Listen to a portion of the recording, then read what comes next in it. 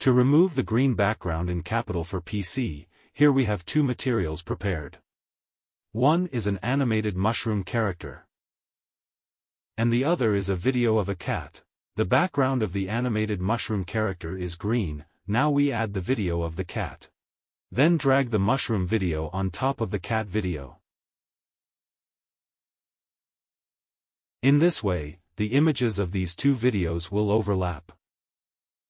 The background of the mushroom video is green. Now we want to remove the green background from this video. First we click Cut Out, then click on the Chroma Key. Then click on the color selection. Here we select the green color. Drag the strength to 100.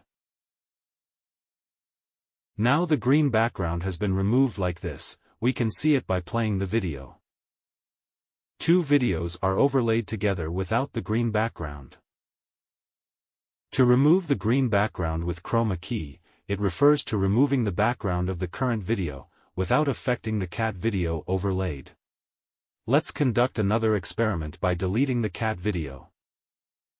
Adding this tree, we can see that using the Chroma Key won't affect the background of the forest video below.